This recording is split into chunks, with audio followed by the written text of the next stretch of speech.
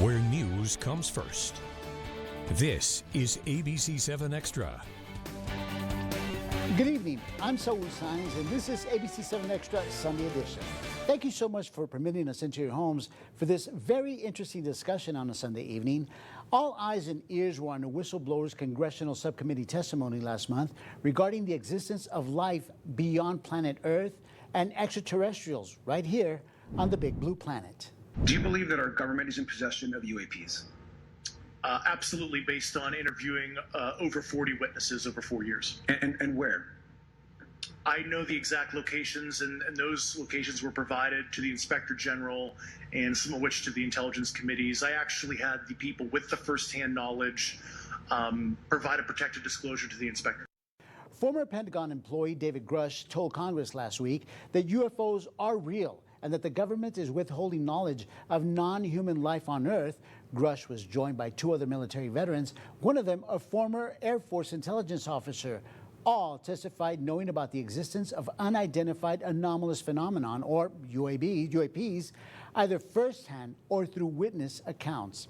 That testimony before the House Oversight Committee's National Security Subcommittee raised a national conversation with one central question: are we alone in the universe? Sam Harasimowicz reports for ABC-7 Extra Sunday edition. Biologics came with some of these recoveries, yeah. Were they, I guess, human or non-human biologics? Non-human, and that was the assessment of people with direct knowledge on the program.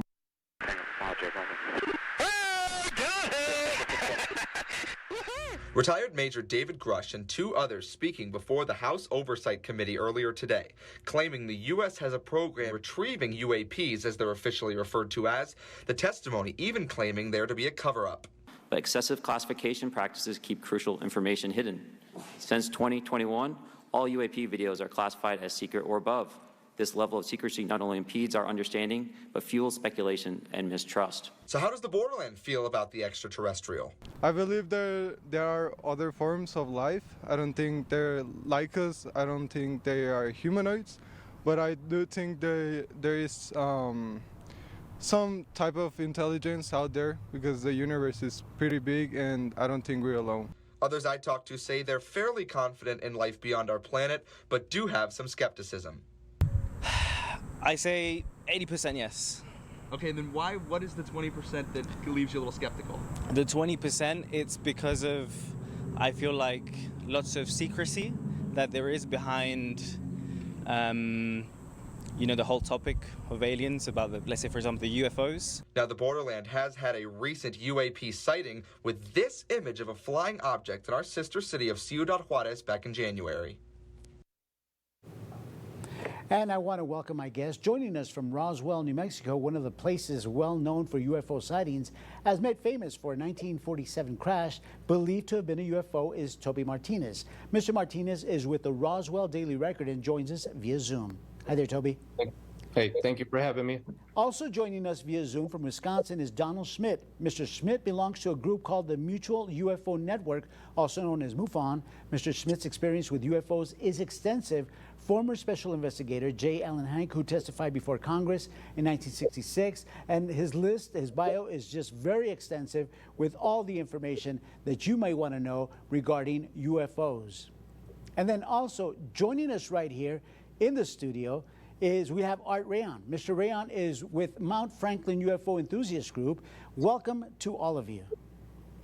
I want to start with you, Mr. Schmidt, because you told me that during our phone conversation that you actually were instrumental in helping members of the Congressional Subcommittee before the hearings. What did they ask you, and how much of your information was used during the hearings? Well, I need to first make a correction. I am not with the Mutual UFO Network. I was Director of Special Investigations for the J. Allen Hynek Center for UFO Studies. And Dr. Hynek was consultant to the Air Force Project Blue Book. And as a result, he testified before the first two congressional hearings, which would have been in 1966 and 1968. So we've been no strangers as far as working and cooperating as far as in Capitol Hill. In fact, we've had crash conferences in Washington, and I've testified on two different occasions as far as in Washington representing Roswell and our investigation on the 1947 incident. Now, we've been in contact with not only Congressman Mike Gallagher's office regarding the hearings, but we have been working all along as far as with Congressman Tim Burchett in Tennessee. In fact, he has told me he has read a number of my books on Roswell. And in the next few weeks, we will be meeting and consulting with Congressman Ed Grothman, also part of the committee. So we're pushing, we're making sure that the one incident, the one particular case that they do have hearings on would be the Roswell incident in 1947. It's the one case that could blow this wide open overnight. And I just am disappointed, the irony in the fact that they've waited now until all the first-hand witnesses from 1947 have conveniently passed away. No. When just 10 years ago, we could have provided them with 100 first-hand witnesses. Well, speaking of Roswell, Mr. Martinez, what impact did these hearings have on the city of Roswell? Are you getting more inquiries as a result of those subcommittee hearings? Yeah, actually we are, and we are getting contact from people who knew witnesses back in 1947 that have stories that weren't made public yet. I also have spoken extensively with Mr. Burchett, the rep out of Tennessee. He was a virtual guest at the conference we held here in July, where he gave us some insight into the hearings. And yeah, I've got some whistleblowers that have contacted me that I'm also pushing forward to Congress people and senators. Yeah, so Roswell's definitely back on the map, I would say. And Australian journalist Ross Coulthart recently said that Roswell's real. Roswell happened. And as you know, he's the man that first interviewed David Grush. So I think we're making some headway there. I think so too. Mr. Rayon, tell me about your group, the Franklin Mountain UFO Enthusiast Group. Have you all seen UFOs or UAPs in our area? And if so, when? You were telling me a specific story about your father who actually saw something, right? Well, first of all, the Mount Franklin UFO Group was founded around 6 or 7 years ago by Eloise Gonzalez. We meet every month and discuss the UFO problem with like-minded individuals. As far as my dad's experience is concerned, in the mid-70s, I think it was around 75, 76, he was at a VFW meeting in Anthony, Texas, and was on his way home late at night. Anthony and El Paso were not too far apart, and it was pitch dark at that time. There was not a lot of light back then in the 70s, and as he was going home in the darkness, ahead of him, he could have sworn he saw an overpass, and there were no overpasses back then. So as he got closer, he realized that this was a craft hovering above I-10. The craft looked like a passenger jet with no fins, no wings. It was silent. It had green-lit windows, so it was a cigar-shaped craft. And he was really frightened, and he punched it, drove underneath it, and as he drove underneath it, the car started knocking, but he was able to get away from it, and he sped home. He insists to this day that it was military. Wow, that's intriguing. All right, you're watching ABC-7 Xtra. Still ahead, if you thought UFO crashes happen everywhere else except the borderline, well, guess again. But before we go to break, we asked borderline residents if they believe in UFOs or extraterrestrials. Here's their response.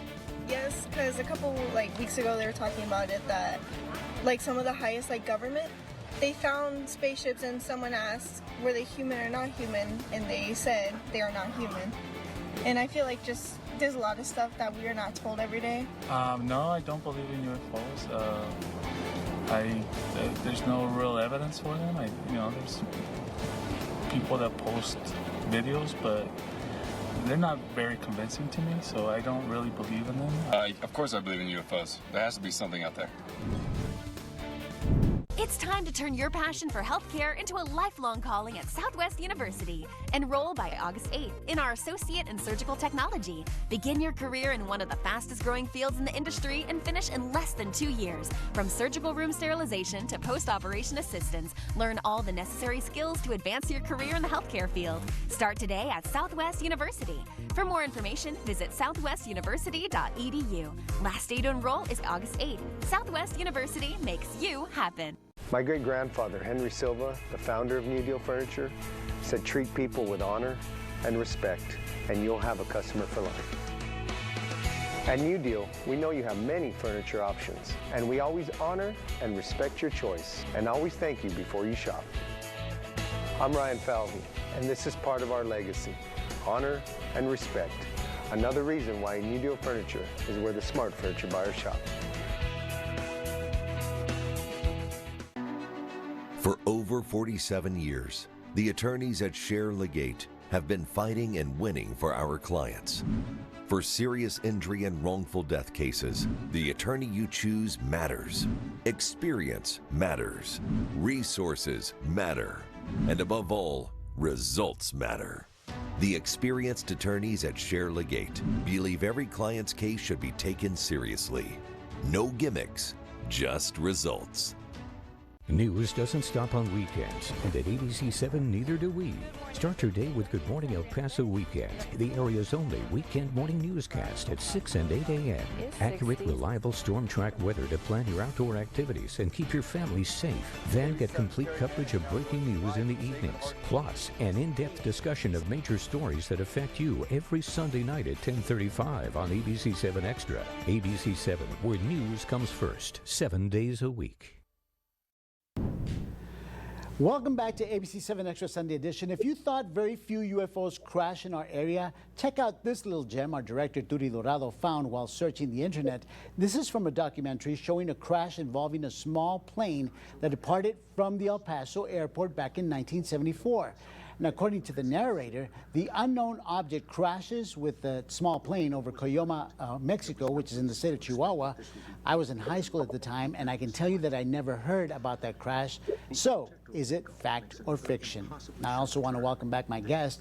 Joining us from Roswell, New Mexico, one of the places well known for UFO sightings, as made famous from a 1947 crash, is Toby Martinez. Mr. Martinez is with the Roswell Daily Record and joins us via Zoom.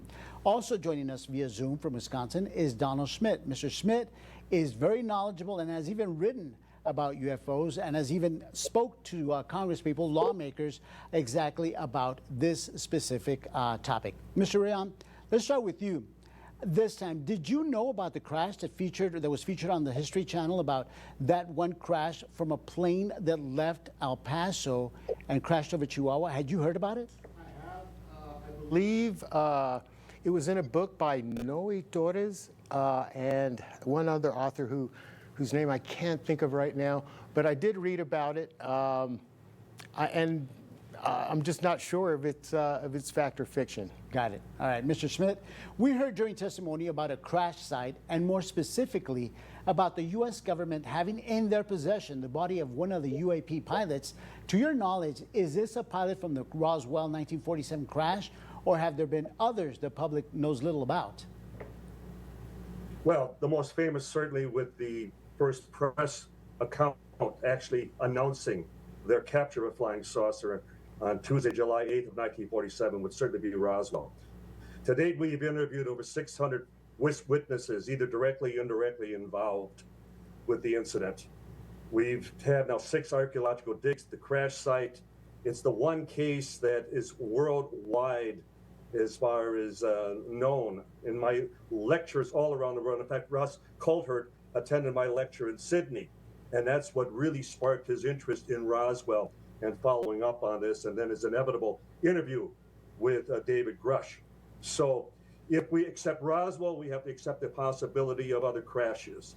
But Roswell is still the granddaddy of them all, with all the affidavits, all the depositions, all the deathbed confessions as we continue to accumulate from the families. Mr. Martinez, being from Roswell, what has been the conversation since that congressional subcommittee hearing regarding crashes and non-humans? First of all. Secondly, you told me that you recently saw a UFO pretty much up close, right? Yeah, so I think the conversation here has really picked up. I know I'm in the newsroom, so there's a lot of chatter going around, but it's been interesting. People that I know in town that normally don't talk about the subject are now talking about it with all the recent media coverage. So it's exciting, it's becoming more and more of a common topic here. Yeah, secondly, I believe it was the date of July 11th. Me and my friend, he's a filmmaker from Argentina, were sitting in my front yard, and we actually saw what I would describe as a very large white-ish, yellowish orb fly over us. So. And what more or less did it look like? Was it hovering? Was it moving fast? What did it do? Well, we first noticed it to the south, and it quickly flew. We're further north. It flew over us. It was going up above the clouds and below. It wasn't making any sound. Like I said, I filmed it with my phone as it flew over, and then it sped up north of town, went into the clouds, and started shooting what I would just call like a beam of light into the clouds. It was one of the craziest things I've ever seen. That's crazy. Mr. Rayon, just last year, there was talk about a UFO sighting by fans watching a soccer match in Juarez. Now, are you familiar with this? And does this group merely look out for UFOs, or do you have instruments that track the whereabouts? I'm not sure about the instruments. I did see the footage of the UFO. The disc that does not look over. like a blimp, though.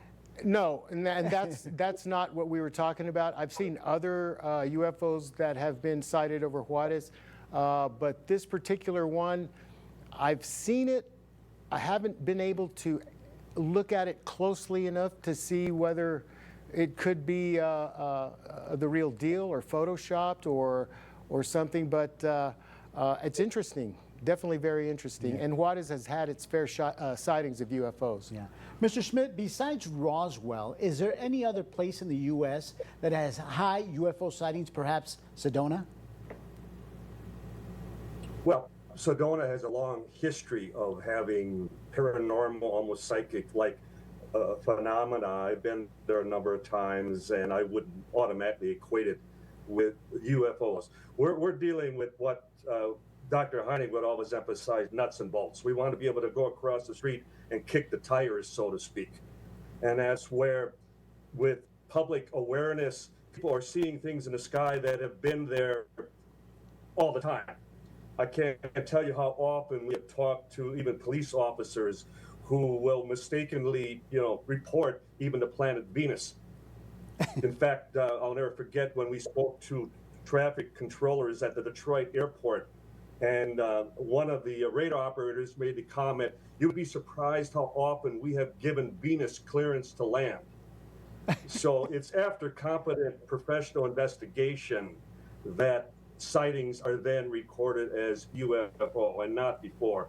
Unfortunately, people get caught up in this frenzy, and they start to report most every, and I just quickly want to point out, that's what makes Roswell so special. Because whether it was jet or rocket propulsion, there were no satellites in the air. The skies were very pristine back in 1947. There certainly were no drones or as far as Goodyear blimps or anything of that sort. So that's what makes Roswell so special, because it stands out at a time when there was little of anything else that would have matched that technology. Got it. Okay, we're going to take another quick break, but when we come back, I'll ask my guests what needs to happen before lawmakers can release official information regarding encounters of the third kind to the American public. Their response when we come back. But before we go to break, we hear from folks around El Paso about the existence of UFOs or extraterrestrials. I do believe in UFOs because I think there's like too high of a chance that there's other living life out of like planet Earth. So yeah. I don't think we're the only living things existing after all these years. So yeah. I do believe in UFOs because I believe that we are an evolution of human mankind, and millions of light years maybe ahead, maybe in other dimensions. It exists, and eventually we will develop into that as a society. How does DQ bring all Texans together? By offering a tasty creation for every craving. We deliver the soft serve and the sizzle. Whether you're a Blizzard treat lover or a basket fanatic, or both, DQ does it all, from the hot to the cold, from the sweet to the bold. Because this is about more than serving treats and eats. This is about serving up smiles. Stop by today for our new cake batter cookie dough Blizzard of the Month. DQ, that's what I like about Texas.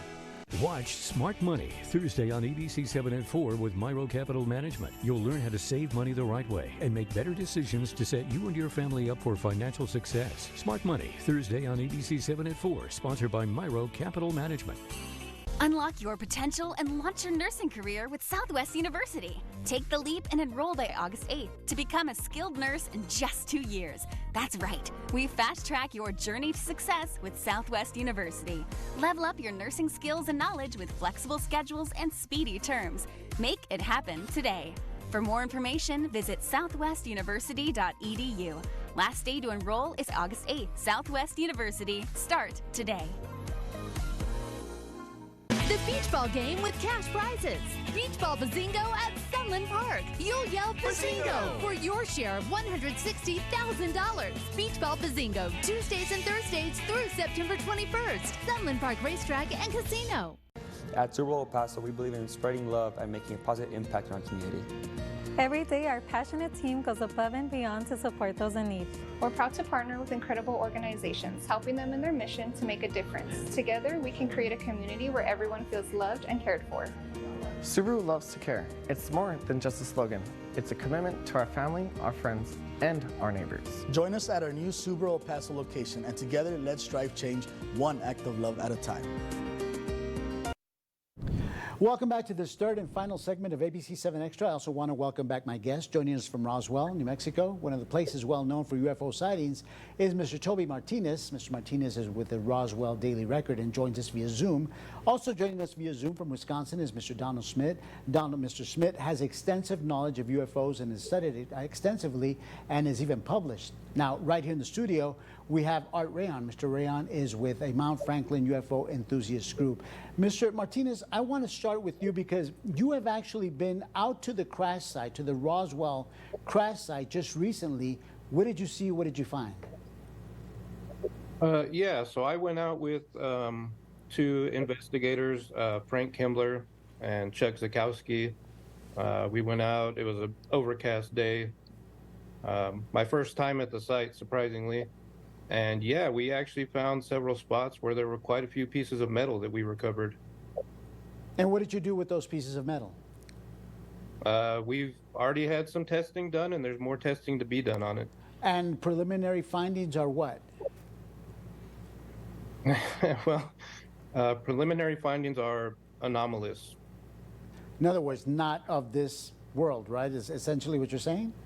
No, I'm not saying that. I'm just saying we haven't found a match in any of the publicly available databases. Got it.